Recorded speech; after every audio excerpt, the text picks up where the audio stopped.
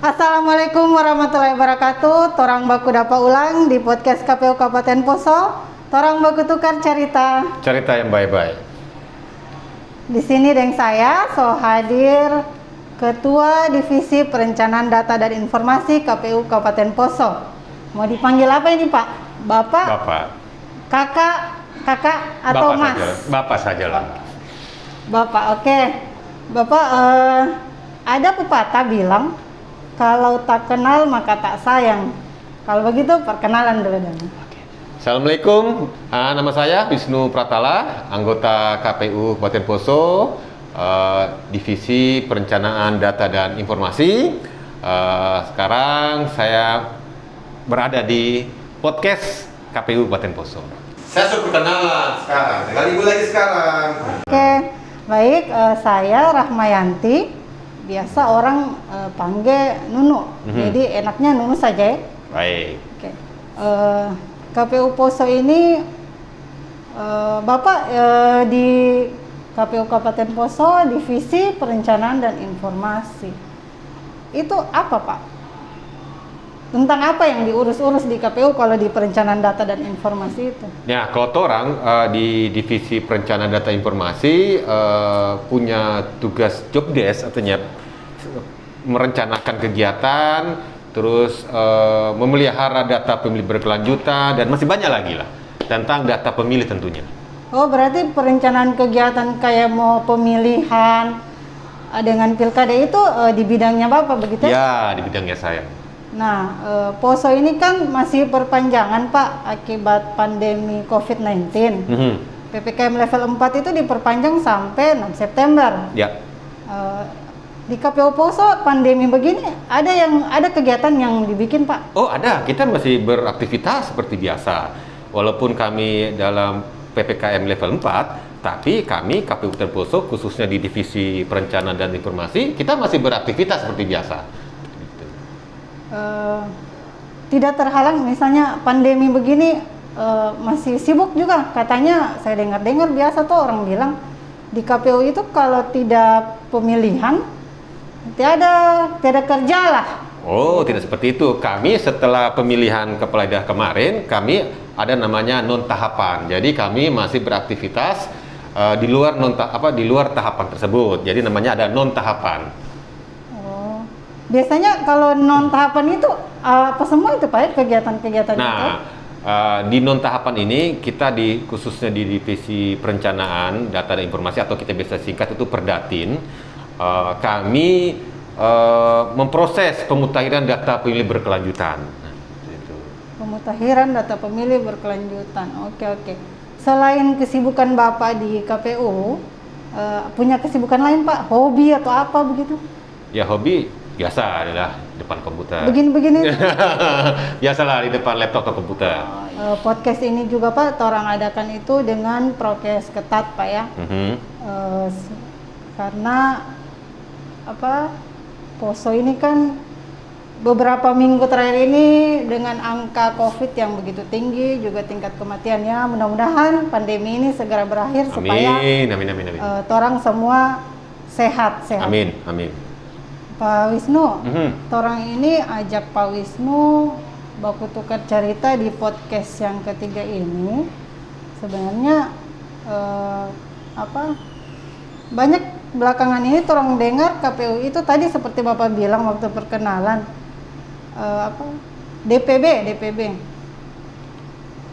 itu tidak sama kah dengan DPT Pak? Oh, berbeda. Beda ya? Beda. DPT itu daftar pemilih tetap. DPB daftar pemilih bermasalah. Oh, bukan seperti itu. Saya kira daftar pemilih bukan yang bermasalah, tapi daftar pemilih berkelanjutan gitu. Mungkin orang bisa lihat postingan-postingan netizen yang bertanya tentang DPB ini. Mungkin bisa orang baku tukar cerita atau orang dapat informasi supaya bisa mengedukasi dan masyarakat dengan netizen terkait DPB. Ya. Ini daftar pemilih tetap. Ya, daftar pemilih tetap. Ini daftar pemilih tetap ini untuk apa Pak? Baru kapan ini ada? Ya, ini daftar pemilih tetap kita umumkan baik melalui media massa, baik di website KPU dan juga ditempel di desa yang di daerah yang kita akan laksanakan pemilihan atau pemilu, ini ada daftar pemilih tetap, nama-nama warga yang untuk bisa memilih. Sini ada namanya, terus tempat tanggal lahirnya, kemudian ada TPS-nya, juga ada NKK dan NIK. Tapi kita ada memberikan kode bintang supaya tidak kelihatan dompet nomor NIK dang itu dang. Daftar pemilih tetap ini dia berarti cuma untuk pemilihan saja, Pak? Iya, untuk pemilihan atau pemilihan pemilu ya, seperti itu.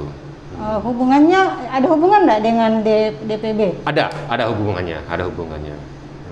Ini kita lihat urgensi data pemilih berkelanjutan. Ya. Penentu awal dalam keberhasilan penyelenggaraan. Nah, ini kan DPB, Pak, urgensinya tentang penentu dalam keberhasilan. Nah, bagaimana cara kerja DPB ini dan hubungan dengan DPT itu sendiri? Sejak DPT yang kita tetapkan oleh KPU Kabupaten Poso itu, setelah itu kita tiap bulan berproses, namanya tadi dikatakan data pemilih berkelanjutan. Jadi tiap bulan kita mengupdate data. Jadi di situ ada proses di mana pemilih yang kita sudah umumkan sebelumnya itu ada nggak pembaharuan tentunya di Kabupaten Poso ya, misalnya di satu kecamatan, desa ataupun kelurahan. Di situ ada yang pertama menjadi pemilih baru 17 tahun. Nah, itu jelas kita update. Terus yang pensiunan TNI Polri tentunya kita update. Kemudian yang meninggal dunia itu kita update juga seperti itu. Nah, ini Pak dari Rumah Pemilu.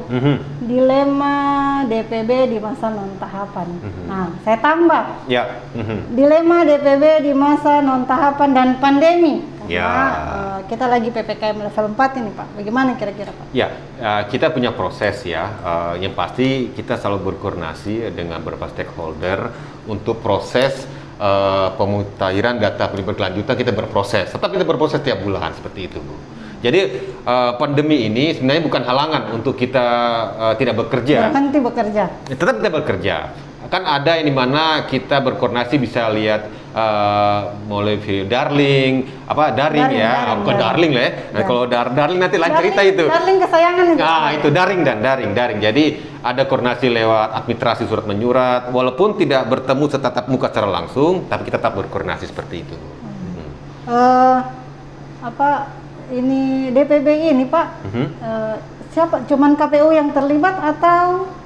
DPB bukan hanya KPU saja yang terlibat. Ada dinas yang melaksanakan pemutaran data kependudukan, yaitu Dinas Pendudukan dan Pencatatan Sipil ya. Kemudian kita berkoordinasi juga dengan Bawaslu tentunya.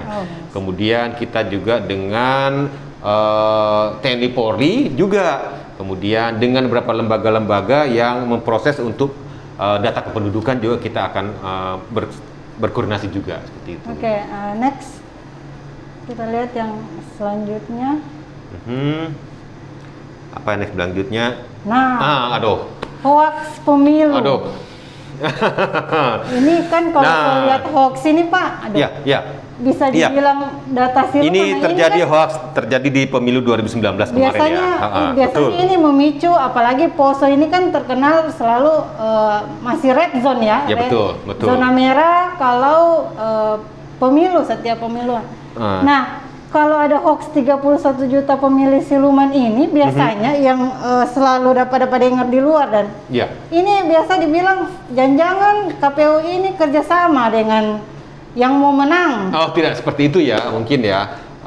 Di baku tukar cerita di Cetai Bye-Bye ini, orang mau jelaskan ini bahwa bagus memang diklarifikasi. Tidak seperti itu ya, itu kita akan menangkal hoax. Makanya kita ada namanya proses DPB ini dang. Nah, jadi ini kita akan menjelaskan kepada masyarakat yang hoax ini kita akan tangkal dengan DPB seperti itu, Bu. Berarti salah satu fungsi dari DPB itu sendiri bisa menangkal hoax ini, Pak. Berarti misalnya ada data yang dianggap siluman, itu bisa dibuktikan, diverifikasi lah. Verifikasi. Jadi sebenarnya orang ini dengan adanya DPB ini bisa menangkal hoax ini. Kemudian Tapi KPU tidak bekerja sendiri, begitu dan begitu.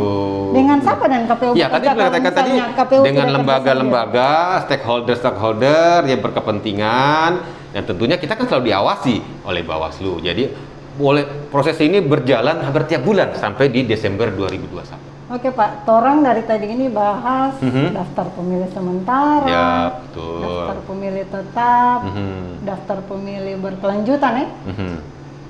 Mekanisme kerjanya, maksudnya bisa nggak orang masyarakat itu terlibat misalnya di Oh, dalam bisa, tentu bisa dong.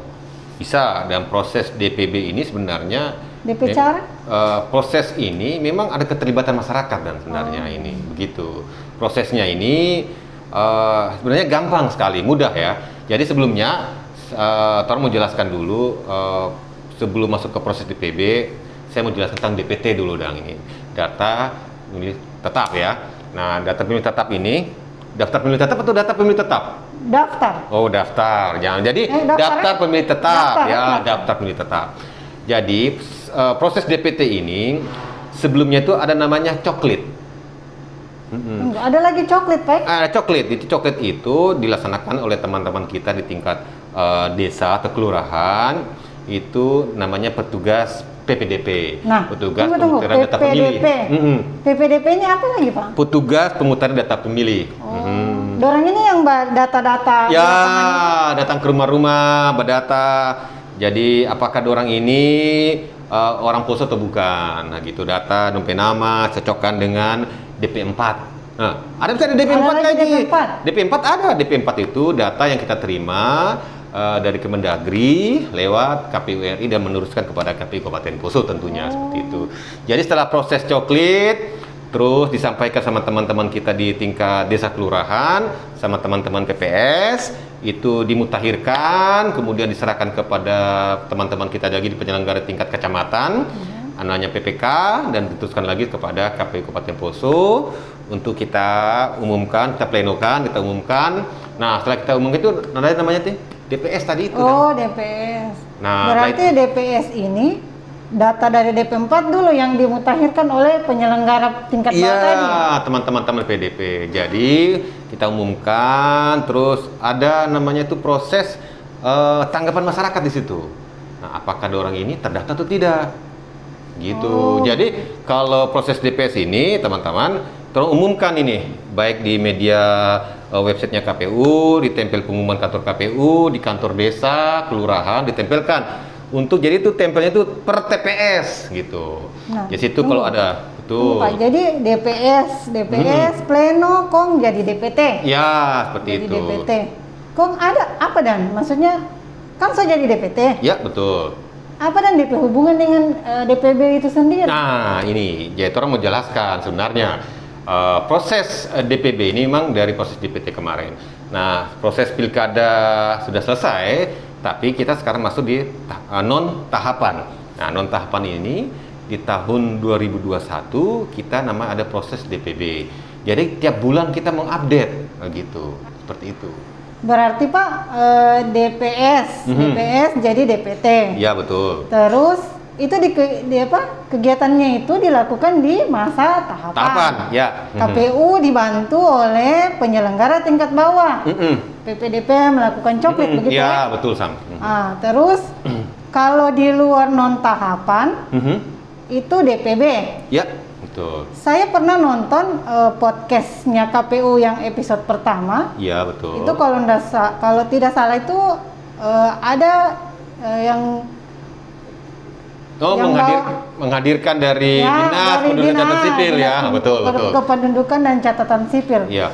Nah, itu kan dibilang ada KTP valid. Nah, bagaimana itu Pak hubungannya dengan DPT dengan DPB itu sendiri? Ya, baik. Jadi proses yang dikatakan tadi NIK invalid ya, itu kita berproses juga. Di mana kita bisa validkan hal ini. Jadi KPU tidak bekerja sendiri tadi saya sampaikan. KPU bekerja sama dengan lembaga atau instansi yang dimana dia mempunyai data valid. Itu contohnya kita tahu sama ada Dinas Kependudukan dan Pencatatan Sipil gitu. Mekanismenya itu Pak, misalnya saya misalnya masyarakat. Bagaimana saya mau ikut berkontribusi dan terhadap daftar pemilih berkelanjutan itu sendiri. Ya. Kalau DPT, saya kan yang datang di coklit ini. Ya, datang betul. di coklit. Nah, kalau di masa non tahapan pemilihan DPB ini, kira-kira saya mau berkontribusi seperti apa? Ya, banyak cara sebenarnya untuk kita berproses DPB ini.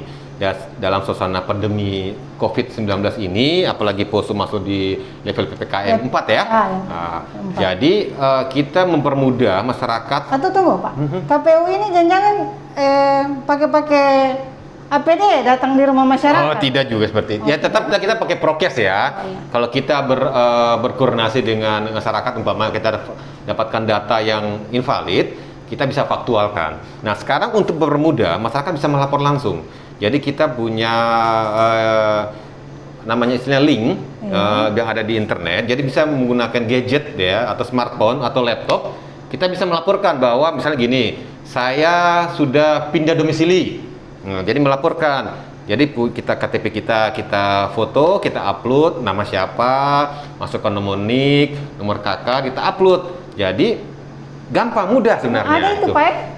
Ada. Di mana? Nanti di sesi ini kita akan sampaikan bahwa masyarakat tidak usah datang ke KPU Poso. Kalau mereka dulu sebenarnya tidak terdaftar dalam DPT. Jadi di link KPU Poso itu atau di website ya KPU Poso lah. Nanti ada di situ ada di website KPU Facebook Poso. Ya, Facebook. Facebook ada di Facebooknya KPU Poso ada. Oh, gitu.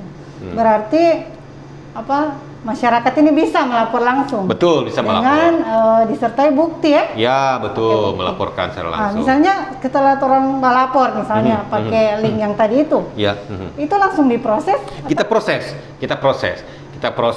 kita masukkan datanya, kita pencermatan mandiri, kemudian kita melaksanakan pencermatan bersama dengan stakeholder, lagi-lagi bersama Dukcapil, bahwa ini loh ada data terbaru yang kami sampaikan. Jadi kami itu selalu berkoordinasi.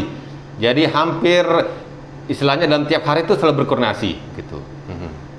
Terus misalnya setelah data tersebut diverifikasi, berarti ditetapkan di KPU? Ditetapkan di KPU. Ya, jadi setiap akhir bulan ya, KPU Poso menetapkan namanya itu DPB. Betul. Daftar pemilih berkelanjutan. Jadi Pak, daftar pemilih berkelanjutan ini sendiri, berarti KPU tidak sendiri ya, ada stakeholder berarti, selain masyarakat, artinya selain masyarakat melapor pakai link yang Bapak bilang tadi itu, ada juga masyarakat yang datang ke KPU, ada juga dinas terkait dan yang bantu dan ceritanya dengan KPU ini. Jadi proses DPB ini bukan hanya KPU saja yang bekerja sendiri. Pertama, kita bekerja dengan stakeholder instansi pemerintah daerah, dinas kependudukan dan pencatatan sipil.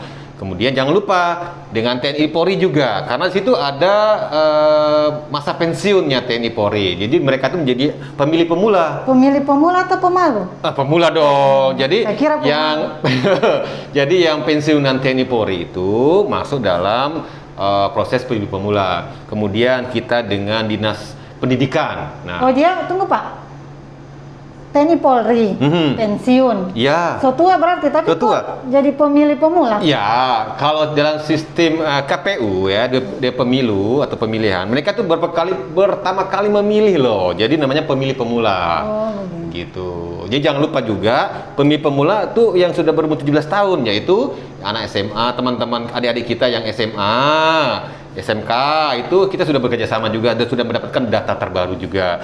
Dan jangan lupa loh, kita diawasi oleh Bawaslu. Jadi proses ini kita nggak kerja sendiri. Bawaslu juga mendapatkan informasi. Nah, kita melaksanakan pencermatan juga seperti itu. Tunggu, yang masuk dalam DPB itu apa-apa? Maksudnya yang mau diperbarui apa-apa? Yang diperbarui dalam DPB ini, orang ini pertama jelas yang pindah domisili. Ya, pindah domisili. Misalnya walaupun antar kecamatan, kita tetap kita catat. Kemudian meninggal dunia, itu tetap. Terus kemudian yang tadi yang pensiun ya, kemudian baru menjadi 17 tahun, nah, itu juga. Itu masuk juga ya Pak? Masuk juga. Berproses untuk warga yang pindah domisili, kemudian yang sudah pensiunan TNI Polri, kemudian yang meninggal dunia, dan juga yang sudah berumur 17 tahun untuk adik-adik kita yang SMA. Seperti itu, Bu. Tadi Bapak bilang KPU kerjasama dengan masyarakat. Masyarakat punya peran aktif ini di tahapan daftar pemilih berkelanjutan. Betul, iya. Ada stakeholder. Ya. Stakeholder di sini kalau saya tangkap dari tadi itu ada Dukcapil Betul. untuk verifikasi data ya. TNI Polri. Ya. Untuk yang 17 tahun tadi pasti melibatkan anak-anak SMA. Nah, Ya.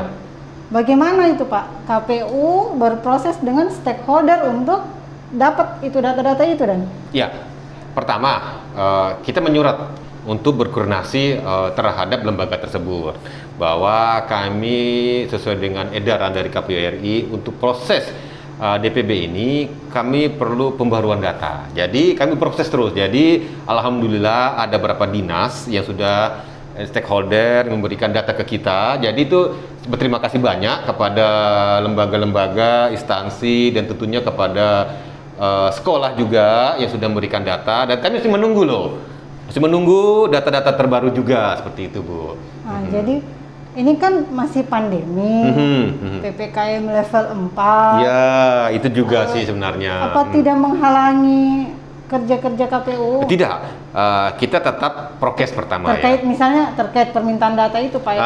Ya, permintaan data kita berkoordinasi lewat komunikasi ya tentunya ya, lewat surat, terus kita komunikasi via telepon. Jadi apabila data sudah ada, tinggal kami mengambil datanya atau dikirimkan dulu via email atau via apa sajalah secara daring lah seperti itu. KPU ini kan basurat misalnya, Ya, surat betul. ke Dukcapil, basurat ke SMA,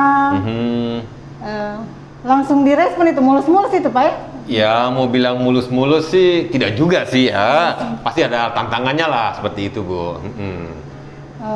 Jadi tantangannya itu seperti apa Pak? Ya, tantangannya mau dibilang teman-teman kita bagi tim ya. Jadi itu ada tim yang ke instansi A, B, C, dan D. Jadi ada yang alhamdulillah dibalas dengan surat, terus diberikan data. Ya, itu kami bersyukur karena sebenarnya kenapa kami seperti itu? Karena kami mau umumkan di website kami, diumumkan bahwa ini loh DPB tiap bulan. Jadi ada di mana yang belum mungkin mengirimkan data, kami mengharapkan ya dibalas lah surat kami seperti itu. Surat ini KPU yang kirim, Iya, KPU kirim kirim. ke SMA, TNI Polri minta data-data itu tadi. Kira-kira data yang dorang kasih itu Pak masih mau diverifikasi ulang atau langsung dikasih masuk atau orang kasih ke Dukcapil atau bagaimana? Oh iya, data yang orang terima itu pertama orang cermati dulu mandiri.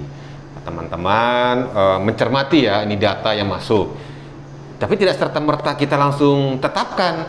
Jadi kan berkoordinasi lagi, mensinkronkan lagi dengan dinas kependudukan catatan sipil. Dari sini prosesnya itu ya seperti itu. Hampir tiap hari dapat data, kami sinkronkan dengan dinas terkait. Jadi kami sebenarnya hal-hal seperti ini juga minta dukungan sebenarnya. Dukungan dari warga tentunya. Nah, dukungan dari yang menonton Torang P Podcast ini sebenarnya Torang harapkan ya Pak, contohnya gitu Pak, tuh, misalnya bicara dukungan warga tadi nih, misalnya kita ini kan banyak kan ini sekarang yang meninggal gara-gara COVID. Ya. Misalnya saya ada tetangga di sekitar rumah. Karena mungkin dorang teh paham, Iya betul. mungkin saya so tahu di peling tadi tuh yang Bapak bilang. Kong saya dan yang mau melapor. Kira-kira itu bisa itu Pak? Kalau Bisa. misalnya saya langsung saya kan bukan keluarga, bukan. Iya. Tapi Bisa. kan saya merasa saya warga. Bisa mau melapor. berpartisipasi dan Betul, di sini. bisa. Seandainya gini ya. Apabila ada tetangga kita yang meninggal dunia, sebenarnya kita bisa melapor. Pertama kita minta datanya dari keluarga yang meninggal dunia itu. Yang kita laporkan baik secara tanggapan masyarakat bisa minta ke kita secara tertulis, ada juga secara online lewat smartphone bisa juga. Dan bisa juga datang ke Dukcapil sebenarnya. Nanti Dukcapil memperbaharui data membuat surat akte kematian.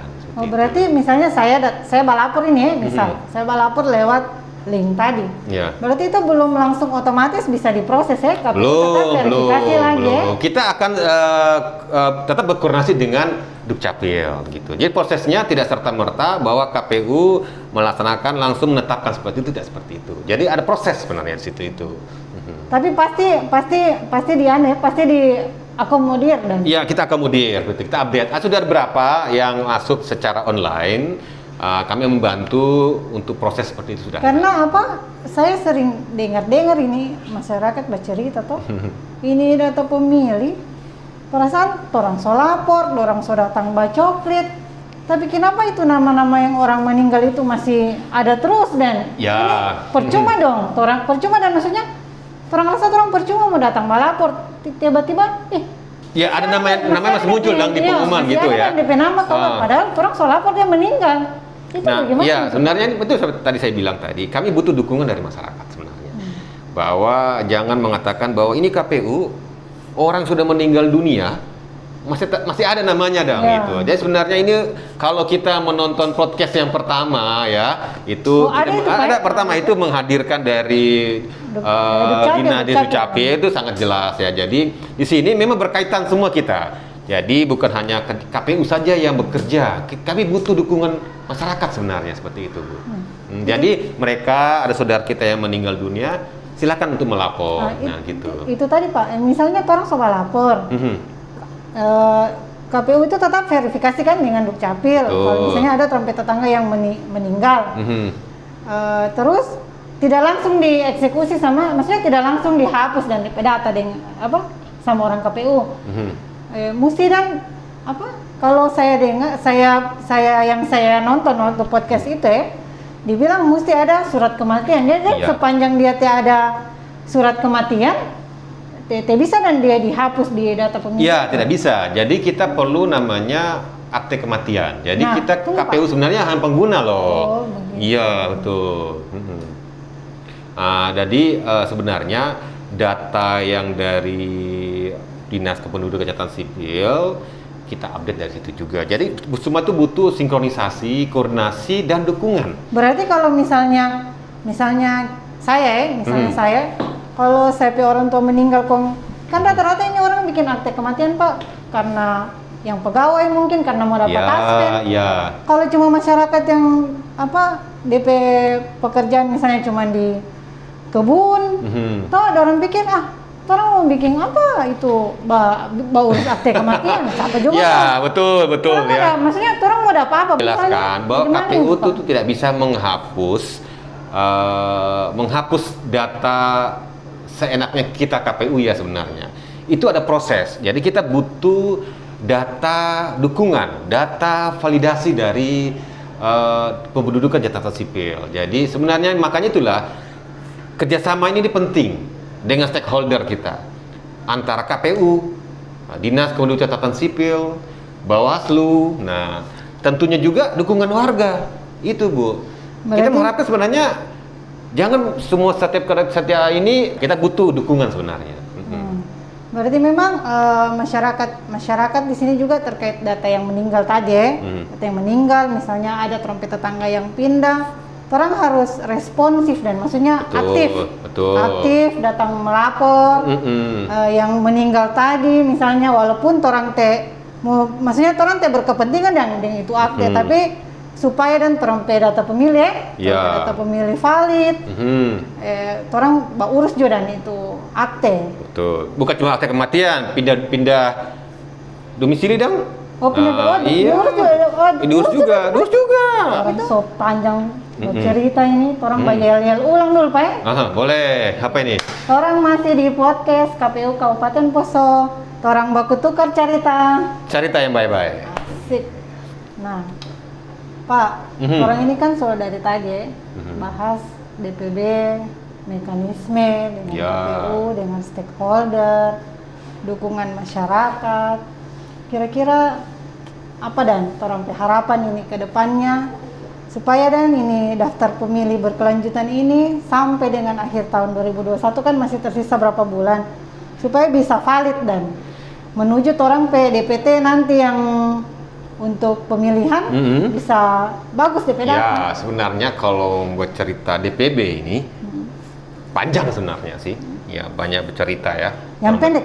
Oh, yang pendek saja. Kalau menjelaskan Kalau panjang dong, sampai secara aturan, secara undang-undang, memang banyak ya, banyak yang kita sebenarnya yang singkat saja saya mau jelaskan kepada teman-teman podcast di Baku Tukar cerita yang baik-baik ini. KPU tidak bekerja sendiri loh. Jadi KPU ini butuh dukungan dari beberapa stakeholder dan juga dukungan dari warga tentunya.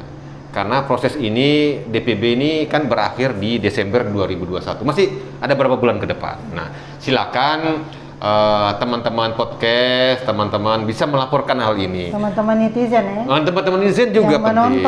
Yang menonton juga. Podcast ini dan. Jadi di cerita yang baik-baik ini coba cerita bahwa jangan sampai pas pemilihan atau pemilu tropi nama tidak ada dalam DPT. Baru mau mengamuk. Oh, mengamuk lagi. Aduh. So cakap-cakap di TPS. Mau minta pilih tak bisa. Oh, tak bisa.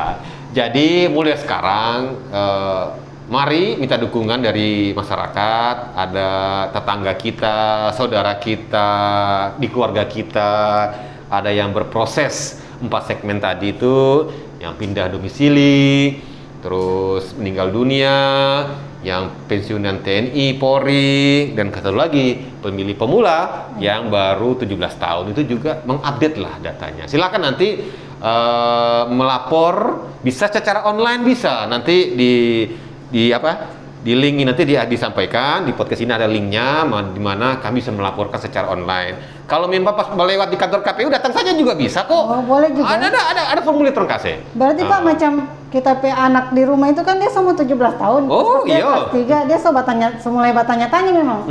So boleh tahu ini ya. Orang maksudnya saya ini mama so boleh saya memilih itu bagaimana Kak? Mau ada Pak KTP dulu atau mau daftar dulu atau bagaimana? Boleh. Berarti kalau macam pemilih pemula itu KTP dulu? KTP dulu. Ya nanti tuh kemudian kalau mau melapor baik secara online atau pas berlewat di kantor KPU datang saja, tetap dengan prokes tentunya ya, gitu.